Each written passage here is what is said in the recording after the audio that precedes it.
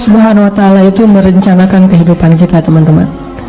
Kita cuman perlu menjaga masih on the track apa enggak nih.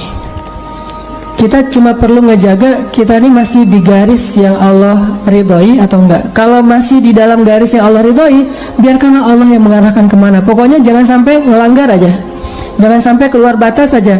Dan insya Allah jalan itu nggak akan membawa kita kepada kehancuran atau kerugian. Nggak mungkin. Allah yang merencanakan. Mungkin adegan yang memicu kita untuk melangkah itu kadang-kadang sesuatu yang gak nyaman. Kayak misalnya Musa, adegannya insiden pembunuhan, tiba-tiba hijrah ke Madian. Bisa aja insiden kayak gitu terjadi, bukan maunya kita, takdir Allah. Tapi dibalik semua hal-hal yang kita anggap sekarang musibah, nanti malah kita mensyukurinya. Sekarang kita menganggapnya musibah, someday kita akan menganggapnya sebagai nikmat, rahmah. Kita aja yang belum mengerti. Jadi musibah dengan nikmat itu sebetulnya adalah persepsi kita. Kalau kita memahami kebaikan di dalam musibah, kita akan menyebutnya bukan musibah, itu rahmat. Tapi kalau kita nggak ngerti, kita nyebutnya musibah. Sama kayak misalnya, aduh judul ini ditolak sama dosen pembimbing, sehingga kita harus ganti judul yang baru. Kita anggap itu musibah kan? Padahal justru judul yang kedua yang kemudian kita jadi lulus dengan sidang nilai cum laude, lewat judul yang kedua itulah yang membuat kita mengerti sesuatu yang kelak akan bermanfaat buat kita.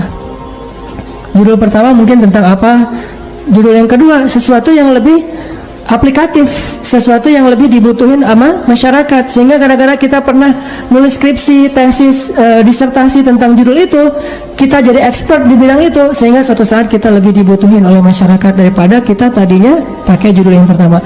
Kita tinggal angle berpikir kita yang mana nih, mau ngelihatnya dari angle hikmah atau mau ngelihatnya dari angle musibah. Musa kecil pas bayi cabut jenggotnya Firaun, itu sebuah insiden. Musa dihanyutkan ke sungai Nil, itu sebuah kejadian yang kayaknya tragis banget. Terus Musa ngebunuh orang, terus Musa kehausan di tengah-tengah padang pasir, ketemu cewek terus ngasih minuman ternaknya tapi nggak dibayar. Semua ini rencana Allah yang kita nggak ngerti sekarang, tapi someday ketika kita udah ngelihat hasilnya, kita akan mengatakan, Masya Allah, Allah Maha Besar yang mengatur hidup saya sampai menjadi seperti sekarang ini. Makanya saya pernah cerita, mungkin teman-teman ada yang nonton di YouTube, dulu ketika di Mesir, pulang dari Mesir tuh saya ikut istri ke Bandung. Istri saya ngajar di Bandung, akhirnya kita ke Bandung. Saya nggak senang waktu itu, belum dapat hidayah ya, nggak senang ngajar di kampus, nggak senang ngajar di pondok pesantren. Tapi karena terpaksa nggak ada kerjaan, saya ngelamar-lamar gitu ke pondok-pondok pesantren. Semua nolak, alasannya sama, lebih banyak guru daripada murid. Ya udah deh, gak apa-apa, karena nggak ada yang nerima. Saya pikir, kok saya pulang-pulang jauh-jauh dari Kairo tapi nggak punya kerjaan ya, kayak malas gitu. Malah ngelamar jadi kuli aja nggak diterima. Soalnya kuli itu yang dilihat keahlian dan otot kan. Saya punyanya ijazah LC, nggak nyambung dengan perkuliahan gitu. Akhirnya nggak punya kerjaan, saya nerjemahin buku. Udah capek-capek nerjemahin buku, pas dikasih ke penerbit katanya buku itu udah terbit, terjemahin sama orang lain. Saya salah milih judul. Akhirnya nulis buku sendiri yang belum diterbitin orang, walaupun kalau bahasa Sunda mah capruk, nggak jelas ngomong apa gitu. Pokoknya nulis aja, nulis. Udah selesai nulis, dikasih ke penerbit, nggak ada yang mau nerbitin karena nggak layak katanya. Kan ini adegan-adegan yang awalnya kita anggap sebagai kesulitan, musibah kan? Karena nggak mau diterbitin sama penerbit, akhirnya saya kepikiran lagi, ya udah kenapa nggak diterbitin sendiri aja? Diterbitin sendiri, alhamdulillah minjem uang dari teman 30 juta, dan dia Allah takdirkan dilembutkan hatinya, mau aja, padahal nggak kenal amat, baru kenal juga beberapa bulan, mungkin ngeliat muka saya tuh muka melas gitu ya. Jadi saya pinjam uang 30 juta. Oh iya, ya udah ambil aja, 30 juta. Dia punya percetakan, sampai sekarang jadi teman baik. Dia yang punya percetakan, udah nggak apa-apa Ustadz, cetak aja, ntar bayarnya waktu terserah Ustadz. Dikasih waktu 6 bulan. Saya cetak, udah gitu terbitin sendiri, dijual seluruh Indonesia. Caranya kirim pakai bus-bus malam gitu kan. Saya pakai kardus Marlboro ngangkat. Jadi saya penulis, saya kulinya, saya direktur penerbitnya, pokoknya sendiri aja semuanya, ngangkat di jalan raya, nih saya mau ngirim buku. Oh, buku siapa? Ada tuh orang yang nulis bagus tulisannya gitu. Kirim ke Sumatera, ke Sulawesi, ke Jawa, udah dikirim, nggak ada yang balik. Terus laporannya nggak jelas, orangnya kemana nggak ngerti karena nggak kenal amat gitu, lewat internet doang, lewat email. Nggak ada laporan. Waktu itu sekitar 3.000 buku, 1.000 yang dikirim keluar kota itu raib aja, nggak ada hasil. 2.000 lagi, ya udah saya jual di Bandung aja kalau kayak gini. Jual di Bandung, pas ada kayak Islamic Book Fair ya, pameran buku Islam. Saya nyewa satu space di stand salah satu penerbit Islam di Bandung. Nggak nyewa stand, nyewa space doang di depan. Saya pakai X banner, terus pakai meja, ngangkut pakai motor sendiri, pakai topi biar nggak ada yang tahu, pakai masker. Taruh, ngerjain sendiri semuanya, udah beres semuanya, pergi ke belakang, ganti baju yang baju kemeja, pakai dasi gitu, full pen. Udah gitu, pakai rambutnya dirapiin, berdiri di sebelah X banner. Orang pada nggak kenal kan buku ini baru banget, ini buku apa? Oh ya ini bukunya bagus, siapa penulisnya? Karena di X banner itu wajah paling besar tuh wajah saya. Jadi tulisan buku apa tuh kecil-kecil aja, yang penting wajahnya yang gede gitu. X banner foto saya yang paling besar. Qadarullah, waktu itu saya ngambil foto kan sembarangan aja dari foto-foto lama tuh. Saya ada foto baju putih dan mungkin kalau orang perhatiin kelihatan. Ternyata di sini ada uang 1.000. Kelihatan ada uang 1.000 di foto itu teh. Saking memprihatinkan.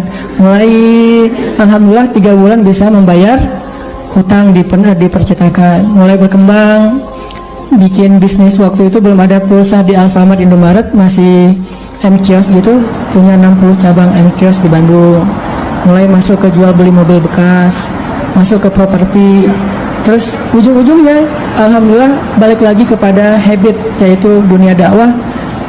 Jadilah sekarang di Pemuda Hijrah, dan saya tinggalkan yang usaha-usaha kayak gitu biar fokus kepada dakwah. Tapi akhirnya saya berpikir, kalau dulu saya mungkin diterima ngajar di suatu tempat, mungkin saya nggak akan pernah ngelakuin hal-hal yang seperti sekarang. Kalau dulu saya diterbitin bukunya oleh orang lain, mungkin saya nggak akan pernah nulis sendiri, dan seterusnya dan seterusnya.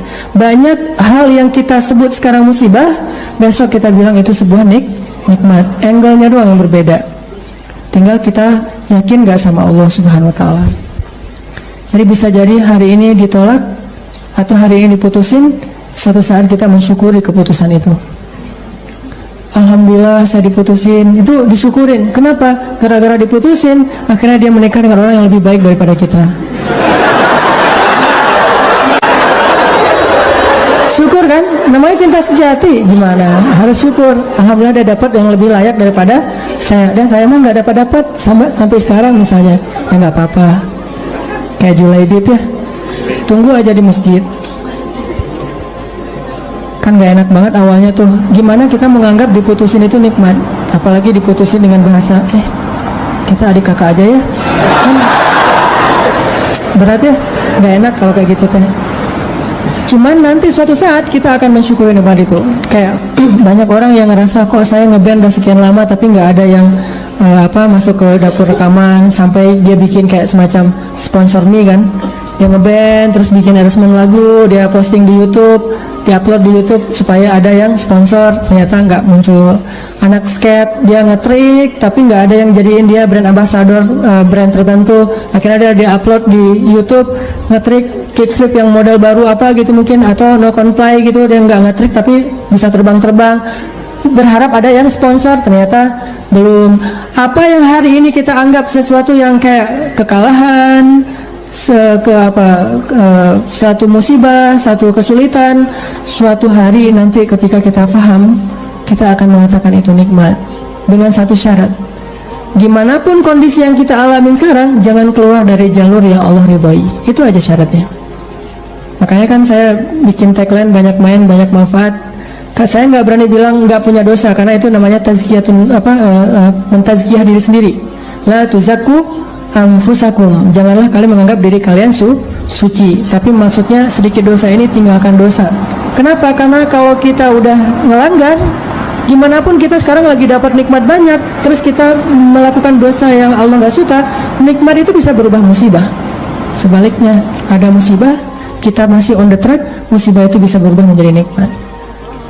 Syarat yang Allah minta dari kita cuma satu itu, jangan melanggar, jangan bikin dosa, jangan ngecewain Allah Subhanahu wa Ta'ala. Itu doang. Udah gitu bertahan aja, Allah kasih kejutan-kejutan yang sangat banyak dalam hidup kita. Saya punya teman orang Padang, dia ikut tes akademi kepolisian. Dari sekian banyak yang ikut tes, 50 orang yang keterima, dia salah satunya. Terus karantina 50 orang ini. Tes ujian yang kedua, dari 50 orang ini cuman dia sendiri yang gagal. 49 orang tuh lulus tes kedua. Akhirnya dia pulang ke kampungnya dalam keadaan malu. Karena udah malu banget, dia hijrah ke Jakarta. Awalnya ke Bandung, terus ke Jakarta. Di Jakarta, alhamdulillah setelah sekitar 8 tahun, dia bisa survive, bahkan sukses. Sekarang dia punya beberapa outlet di Tanah Abang, punya pabrik di Bogor, dan punya omset sebulan itu nggak kurang dari 1 M, dengan keuntungan kurang lebih 40%. Jadi 400 juta lah profit bersihnya sebulan. Kalau lagi Lebaran atau Ramadan itu bisa 3 kali lipat. Nah, pas sudah sukses, dia haji. Ternyata di kampung itu dialah orang pertama yang haji di kampung dia tuh. Dan di kampung itu dikenal dia sebagai anak yang paling nakal, yang kayaknya nggak ada harapan jadi orang baik. Ternyata yang pertama haji. Udah gitu dia pulang, sesekali dia pernah pulang ketemu sama temennya yang 49 orang itu. Salah satunya udah jadi salah satu pejabat di kepolisian. Dia ngobrol-ngobrol, ditanya, mana yang 48 lagi? Dia bilang, kamu nggak tahu kabar mereka? Kabar apa? Tahun 2004 mereka ditugaskan di Brimob Aceh, di Banda Aceh. Asrama Brimob Banda Aceh itu dekat dengan laut. Terjadi musibah tsunami, satu asrama Brimob itu habis semua, dan 48 mereka itu meninggal dalam musibah tsunami ini. Baru dia sadar, Masya Allah, Allah punya rencana. Semuanya di dalam aturan Allah Subhanahu wa Ta'ala. Sehingga dia akhirnya mensyukuri kegagalan dia dulu di tes kepolisian. Walaupun yang lulus juga baik, yang gagal juga baik. Jadi ini bukan soal buruknya, tapi soal antara satu kebaikan dengan kebaikan yang lain. Yang lulus baik, yang ternyata nggak lulus juga, Allah simpan kebaikan dengan cara yang lain. Bahkan mungkin bagi dia sekarang, kalau disuruh pilih, dia lebih milih nggak lulus. Kalau dia sekarang udah paham, dulu dia memilih lulus, dia stres, dia kayak putus asa gitu pas ketahuan cuma dia sendiri yang nggak lulus. Tapi setelah dia paham maksud Allah, pasti kalau sekarang disuruh pilih, mending dulu kamu lulus apa enggak deh, mending kayak gini aja, pasti kayak gitu. Jadi kita butuh waktu untuk mengerti teman-teman tentang maunya Allah itu apa. Sama kayak sekarang, kita butuh waktu untuk mengerti kenapa di usia segini masih sendiri. Butuh waktu untuk mengerti. Mungkin Allah emang lagi mempersiapkan calon imam kita yang ideal banget. Nah, untuk mendapatkan seseorang yang ideal itu kan butuh waktu. Kalau yang apa adanya kan, yang apa diobral gitu kan gampang. Tapi ini karena terlalu istimewa, kayak permata, mutiara, itu benar-benar dibentuk saking istimewanya, butuh waktu yang lama. Sama kayak kita beli kendaraan. Kalau yang warnanya pasaran kan langsung ready stock ya.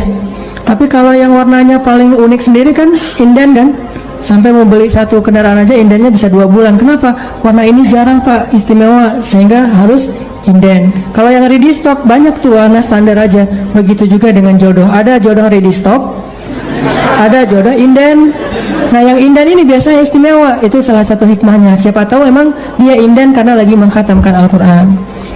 Dia berazam, ya Allah, saya nggak pengen nikah dulu sebelum khatam juz 30. Nggak harus 30 juz kan? Sebelum khatam juz 30. Berapa lama? 15 tahun. Nah, mungkin dia pengen hafal juz 30 juz, mungkin dia pengen hafal 100 hadis, mungkin dia pengen mapan dulu supaya bisa benar-benar membahagiakan dan menafkahi keluarga besar, bukan cuma istrinya tapi juga mertua dan segala macam. Kita emang akan dikasih oleh Allah pasangan yang istimewa, makanya inden, sehingga kita bersabar. Mudah-mudahan ada kebaikan. La'allahu khair wa ma indallahi khair. Mudah-mudahan di sini ada kebaikan, apa yang di sisi Allah lebih baik. Terus berhusnuzon. Ketemu ternyata emang benar, wajar kalau kita inden, istimewa banget, akhlaknya itu luar biasa. Itu yang dialami oleh Khadijah. Nikah, meninggal. Nikah lagi, meninggal lagi suaminya. Kenapa meninggal? Karena Allah lagi mempersiapkan seseorang yang mungkin pas suaminya meninggal, Nabi Muhammad masih kecil. Tapi Khadijah disuruh punya keluarga dulu biar ada yang ngedampingin dia terjauh dari fitnah. Cuman gak boleh lama-lama, harus pergi karena mau digantiin oleh orang yang lebih istimewa, yaitu Muhammad SAW. Mungkin bagi Khadijah ketika suami pertamanya meninggal itu musibah, nikah lagi. Suami kedua meninggal, lebih musibah lagi.